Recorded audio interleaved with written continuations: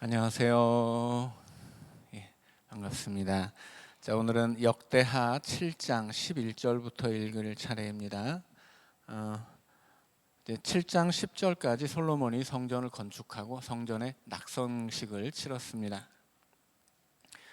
그래서 이제 온 백성들을 불러 모으고 함께 하나님의 성전을 건축한 것을 기뻐하고 잔치를 벌인 다음에 이제 돌려보냈죠. 그리고 이제 11절에는 그렇게 성전의 낙성식을 끝낸 날, 그날 밤에 이제 하나님이 나타나셔서 솔로몬에게 복을 주시는 이야기를, 솔로몬에게 이 성전이 어떤 역할을 하고 이 성전을 통해 어떤 은혜를 주실지 이야기하는 대목입니다. 7장 11절부터 읽겠습니다. 솔로몬이 여호와의 전과 왕궁 건축을 마치고 솔로몬의 심중에 여호와의 전과 자기의 궁궐에 그가 이루고자 한 것을 다 형통하게 이루니라.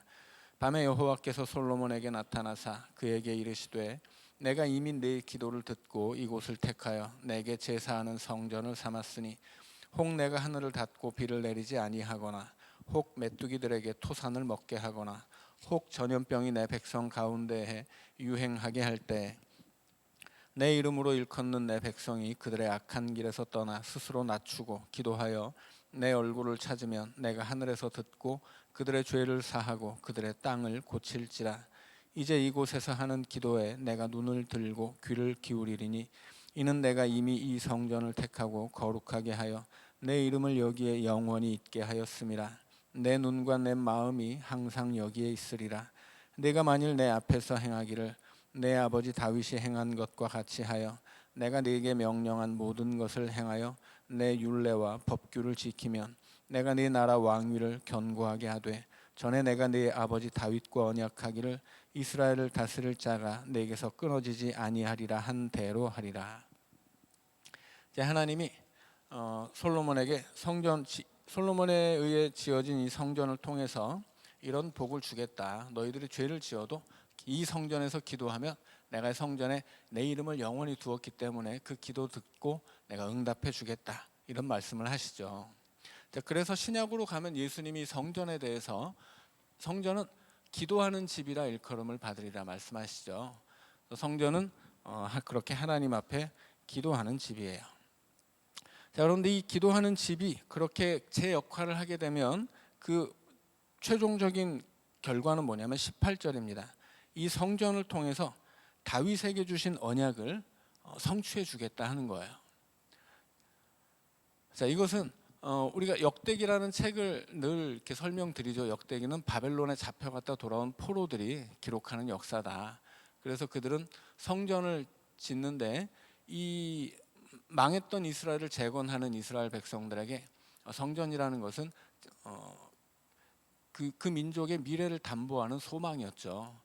그러나 이 성전만으로 소망이 끝나지 않고 성전에서 드리는 예배, 생활, 그 예배에서 이어지는 생활, 그리고 최종적으로 구약의 마지막 소망인 메시아로 이어진다고 말씀을 드렸습니다. 그래서 이 성전은 지금 이 성전에 대한 축복으로 하나님이 마지막에 약속해 주시는 게 뭐냐면 다윗 언약의 성취예요. 다윗 언약의 성취는 메시아의 임재죠. 메시아의 도래예요. 자, 그래서 이 열왕기랑 역대기가 다른 점이 무엇인지, 자, 이것을 좀 기억하고 읽으면 우리가 역대기를 더 깊이 이해할 수 있습니다. 자, 그래서 아무튼 이제 성전이 지어졌으니 이 성전에서 제대로 예배하고 이 성전을 통해 기도하면 하나님이 이런 복을 이루어 주신다라고 하는 말씀인데, 이제 19절부터는 그 반대 이야기죠. 그럼에도 불구하고 성전이 지어졌지만 너희들이 나를 버리고 우상 섬긴다면 너희들은 뭐 좀 희망이 없다, 그런 얘기를 이제 하시는 대목입니다. 19절입니다.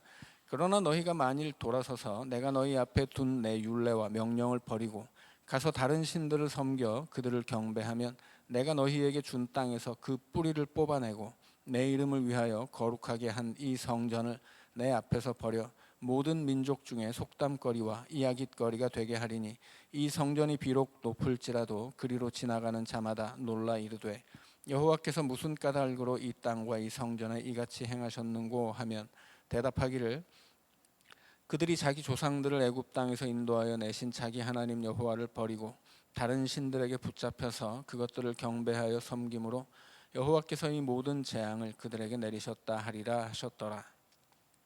자, 이 대목은 이스라엘 민족이 가나안에 세웠던 그 나라가 멸망했던 이유를 이제 밝혀주고 있는 대목이죠. 왜 우리 민족이 오늘날 이렇게 멸망을 경험하고 포로 생활을 경험하고 다시 나라를 재건해야 하는 이 험한 무거운 짐을 짊어져야 하느냐. 그것은 하나님을 버리고 이 땅에 성전을 세웠지만 성전과 함께 우상도 섬겼기 때문이다 라는 얘기를 하는 거야.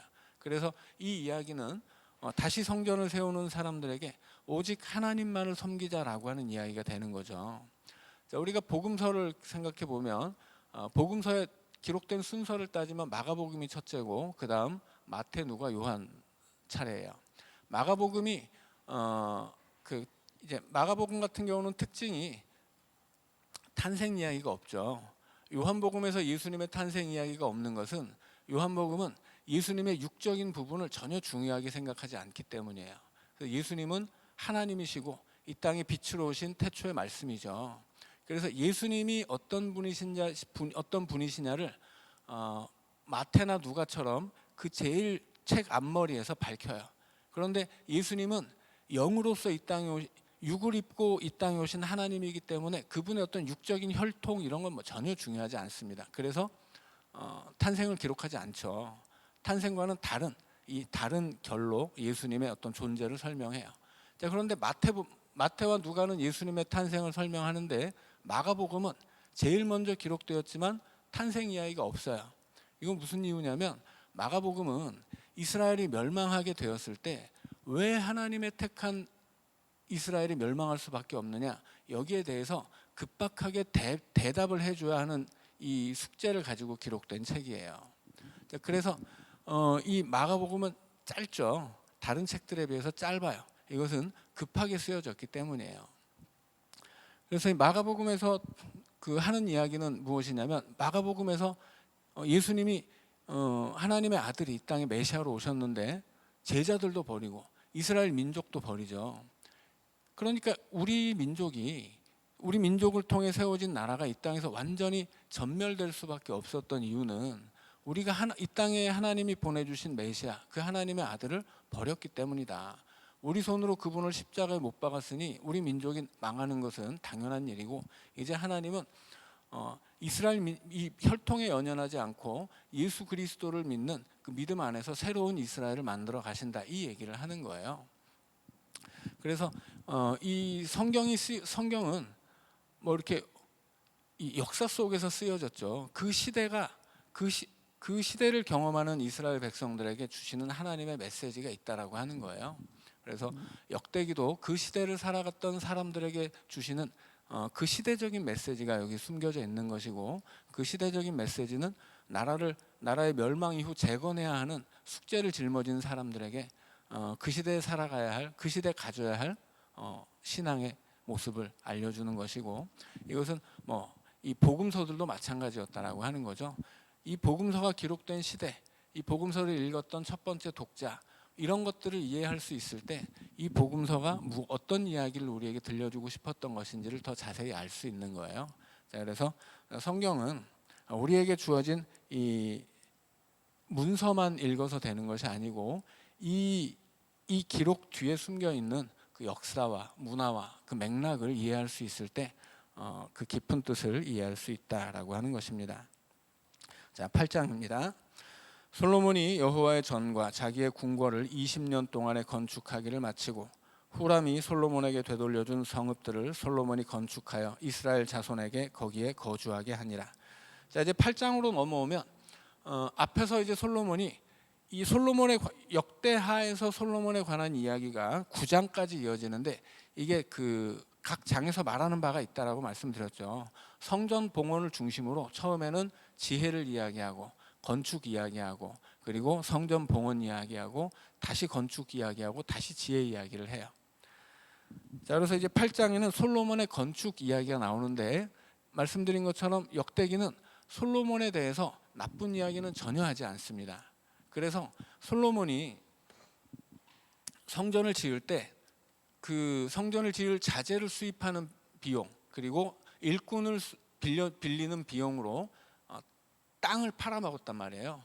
그런데 여기에 대해서 지금 이 역대기는 거기에 대해서 열왕기서는 솔로몬이 땅을 팔아먹은 사람이다 이렇게까지만 얘기하는데 역대기는 변명을 해줘요. 돌려받았어. 솔로몬이 그렇게 나쁜 이렇게 어리석은 왕은 아니었어. 이렇게 얘기해 주는 거예요. 그리고 뒤에 똑같은 이야기가 또 나와요. 어떤 이야기냐면 솔로몬이 이 하나님의 성전과 자기의 왕궁을 20년 동안 짓잖아요.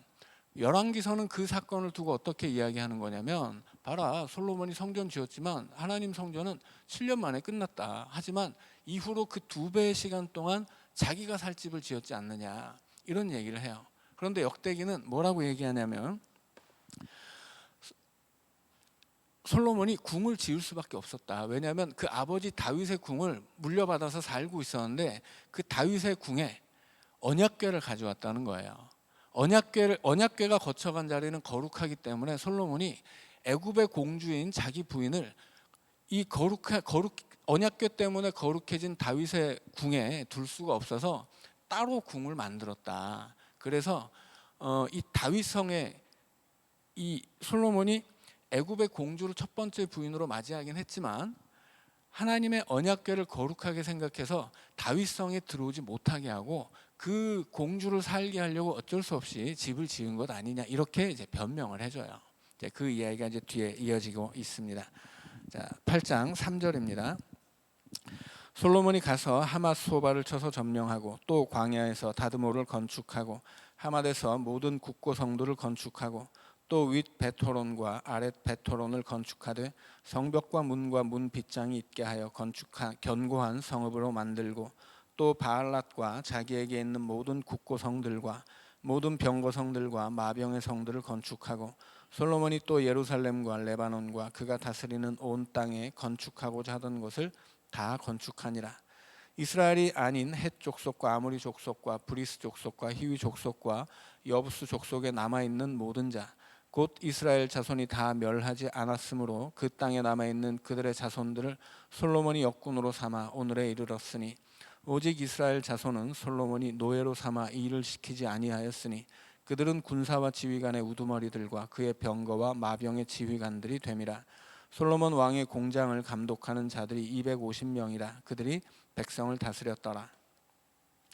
자, 이런 건축, 이제 뭐 솔로몬이 성전도 짓고 자기 궁만 지은 게 아니라 굉장히 많은 건축을 합니다.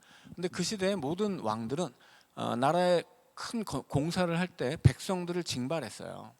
그래서 건축이 많아질수록 백성들의 삶은 피폐해지는 것입니다. 그런데 이 역대기는 뭐라고 이야기를 해요? 이스라엘 백성들은 상관없었다 얘기를 해주죠. 그냥 그 땅에 남아 있었던 이방 족속들을 잡아다가 이제 일을 시킨 것이고 이스라엘 백성들은 감동만 했다. 그러니 솔로몬은 폭군이 아니다 이렇게 얘기해요. 그러나 열왕기서에서는 어떻게 돼요? 백성들이 찾아와서 항의하죠. 르호보암한테 야, 니네 아버지 솔로몬 때 우리가 아주 그 강제 노역에 진절머리를 쳐서 우리 도저히 못 살겠으니까 그거 좀 이제 하지 말아라 이렇게 얘기를 한단 말이에요. 그래서 두 가지 역사 기록이 이렇게 이 책들이 쓰여진 맥락에 따라서 조금씩 달라요. 아무튼 역대기는 솔로몬을 성전을 세운 위대한 왕으로 그리고 있다라고 하는 것을 알면 되겠습니다. 자, 11절입니다. 솔로몬이 바로의 딸을 데리고 다윗 성에서부터 그를 위하여 건축한 왕궁에 이르러 이르되 내 아내가 이스라엘 왕 다윗의 왕궁에 살지 못하리니 이는 여호와의 궤가 이른 곳은 다 거룩함이니라 하였더라. 자, 이게 그 얘기예요. 11절 말씀이 자신의 궁정을 그렇게 지을 수밖에 없었다. 솔로몬이 성전에 비해서 굉장히 큰 규모의 자기 집을 지었지만 다 그것은 이 언약궤를 귀하게 여겼기 때문이다 이렇게 변명을 해주고 있는 것입니다. 자, 12절부터는 이 솔로몬이 그 지은 성전에서 하나님 앞에 드린 예배에 관한 이야기가 나옵니다. 12절입니다. 솔로몬이 낭실 앞에 쌓은 여호와의 제단 위에 여호와께 번제를 드리되 모세의 명령을 따라 매일의 일과대로 안식일과 초하루와 정한 절기 곧 1년의 세 절기 무교절과 칠칠절과 초막절에 드렸더라. 솔로몬이 또 그의 아버지 다윗의 규례를 따라 제사장들의 반열을 정하여 섬기게 하고 레위 사람들에게도 그 직분을 맡겨 매일의 일과대로 찬송하며 제사장들 앞에서 수종 들게 하며 또 문지기들에게 그 반열을 따라 강문을 지키게 하였으니 이는 하나님의 사람 다윗이 전에 이렇게 명령하였음이라. 제사장들과 레위 사람들이 굳고 일하든지 무슨 일에든지 왕이 명령한 바를 전혀 어기지 아니하였더라. 솔로몬이 여호와의 전에 기초를 쌓던 날부터 준공하기까지 모든 것을 완비하였으므로 여호와의 전 공사가 결점 없이 끝나니라. 자, 솔로몬이 이 12절에 보면 번제를 드렸다 이야기하고 13절에서 그 번제 내용을 이야기합니다. 제일 처음에 나오는 게 매일의 일과대로예요. 그런데 이게 좀 번역이 좀 문제가 있어요. 매일의 일과대로 안식일과 이렇게 하면 이 매일의 일과와 안식일이 연결되어 있는데 이게 아니고 매일의 일과는 따로예요. 그러니까 이 성전에서 매일매일 드리는 제사가 있었습니다. 그 제사를 상번제라고 불렀어요. 자, 상은 항상 할 때 그 상이에요. 그래서 항상 드리는 번제, 날마다 드리는 번제가 있어요. 날마다 번제를 드리는데 아침 저녁으로 2번 드립니다. 상 번제는 양을 2마리 드려요. 그런데 아침에 1마리, 저녁에 1마리 드리는데 아침에는 양과 함께 전제를 드립니다. 전제는 술을 부어서 드리는 거죠. 술, 물, 기름 이런 걸 붓는 게 전제인데, 액체를 부어서 드리는 게 제사가 전제인데, 상번제에서는 아침에 양과 함께 술을 부어서 드리는 전제를 같이 드립니다. 저녁에는 양 1마리와 전제와 함께 소제를 드려요. 소제는 뭐예요? 곡식을 드리는 걸 소제라고 해요. 그래서 아침 저녁으로 양을 1마리씩 드리는데 아침에는 양과 함께 전제를 드리고 저녁에는 양과 전제와 함께 소제까지 드렸다. 이것은 1년 365일 계속 드리는 번제였어요. 그래서 날마다 하나님 앞에 드리는 번제가 이어졌고, 그 번제를 드릴 때마다 레위 지파가 출동해서 그 번제 드리는 장소에서 하나님을 찬양해야 돼요. 자, 그게 정상적으로 이루어졌다라고 하는 거예요. 자, 그리고 상번제 다음에 나오는 게 뭐예요? 안식일이죠. 안식일에는 양을 1마리 드려서 또 하나님 앞에 번제를 드려야 되는데 상번제를 드리고 안식일 번제를 따로 드려요.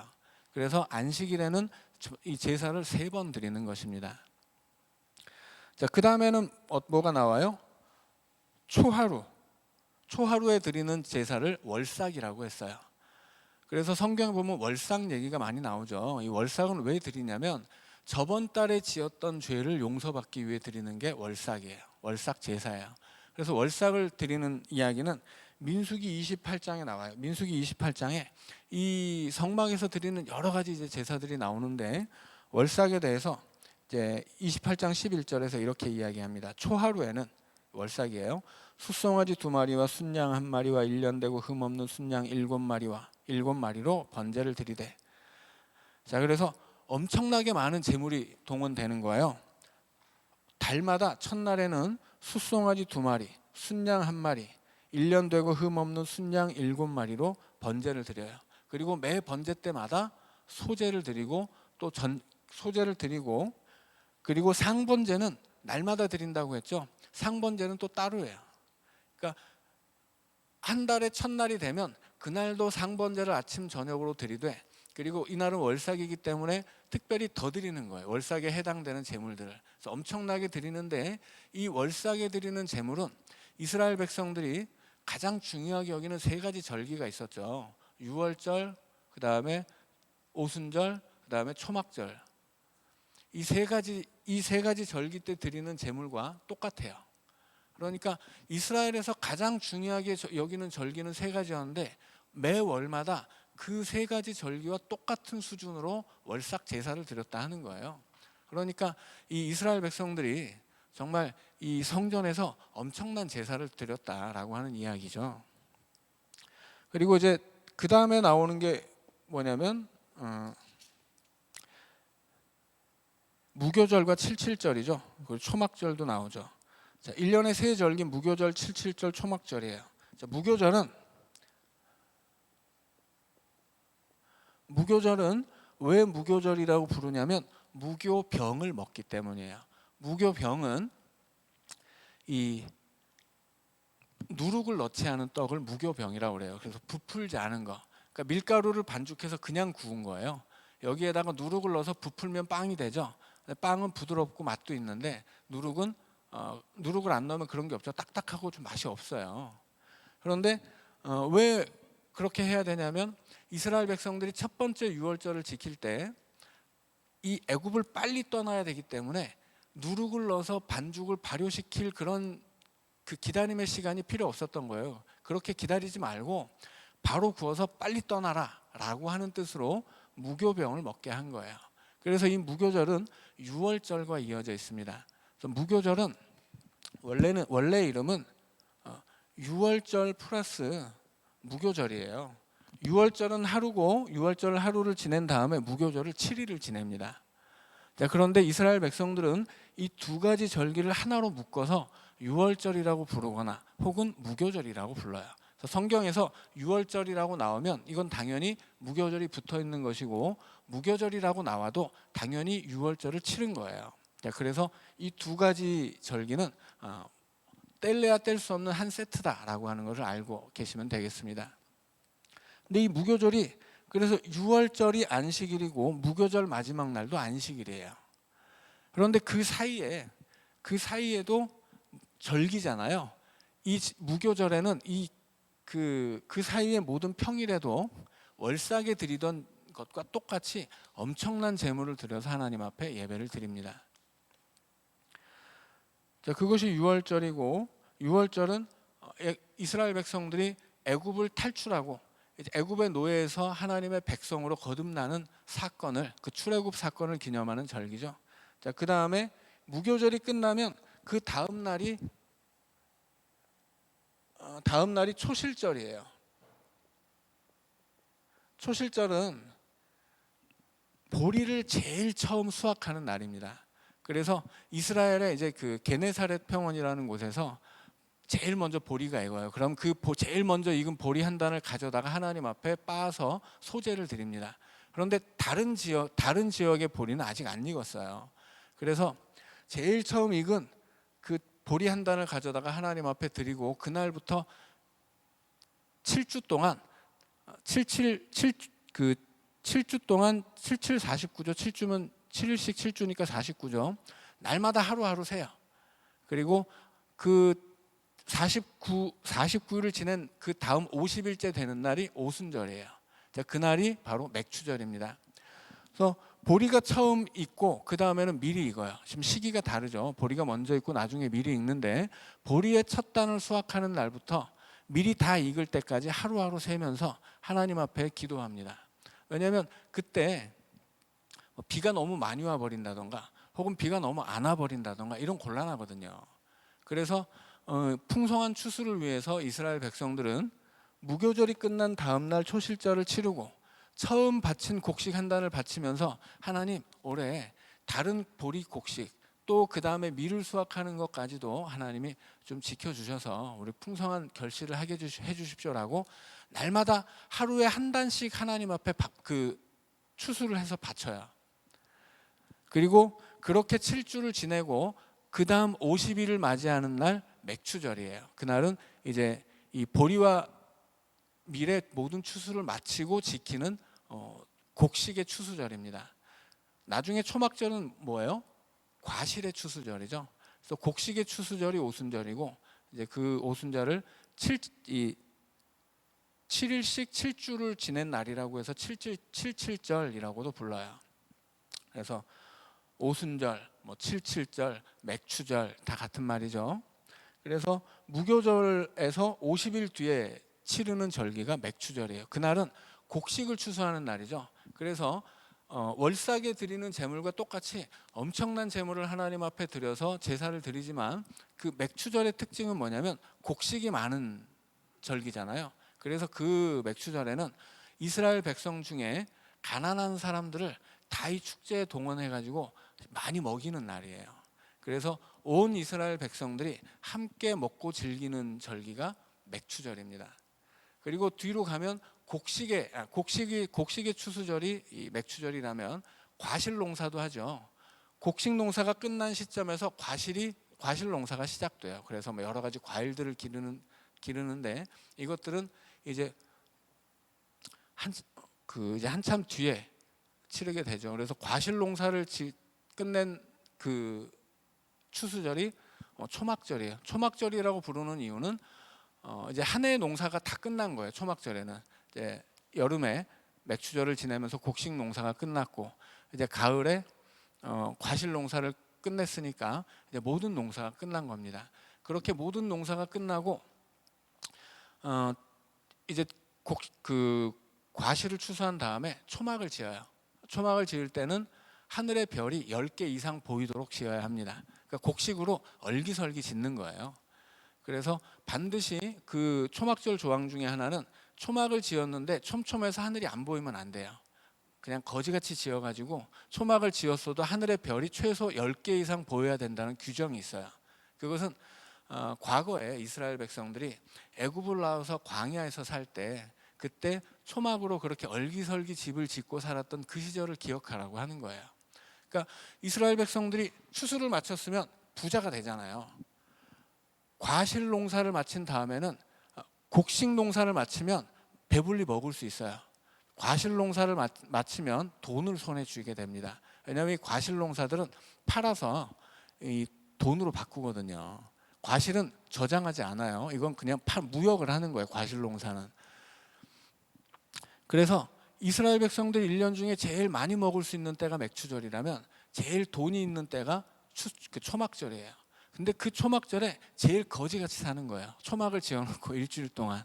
그게 하나님의 뜻이라고 하는 거죠. 너희들이 물질을 가지고 있어도 그 물질로 부자 된 것처럼 그렇게 살지 말아라. 너희들은 물질이 있어도 그 옛날 하나님이 광야에서 너희를 인도하셨던 그 은혜를 기억해야 하고 물질로부터 얻는 기쁨이 아니라 하나님의 구원으로부터 얻는 기쁨으로 살아야 한다라고 하는 것을 가르치는 것이 초막절이에요. 그래서 하나님은 가장 풍성한 추수의 계절에 가장 거지처럼 초막을 짓고 살게 하신 거예요. 그래서 그런데 그 모든 절기 때마다 성전에서는 그 절기에 맞는 예배를 드려야 되는 거죠. 그리고 그 예배가 정당하게 완전하게 다 드려졌다. 그래서 모든 공사가 결점 없이 끝났다. 그렇게 이야기합니다. 그리고 그 결과가 17절, 18절이에요. 자, 그때 솔로몬이 에돔 땅의 바닷가에 시온 게벨과 엘롯에 이르렀으니 후람이 그의 신복들에게 부탁하여 배와 바닷길을 아는 종들을 보내매 그들이 솔로몬의 종들과 함께 오빌에 이르러 거기서 금 450달란트를 얻어 솔로몬 왕에게로 가져왔더라.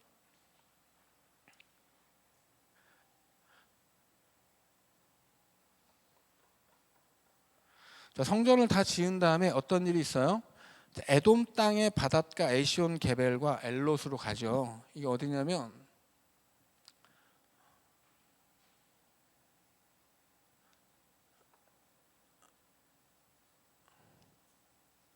자, 여기가 시내 반도예요. 시나이 반도예요.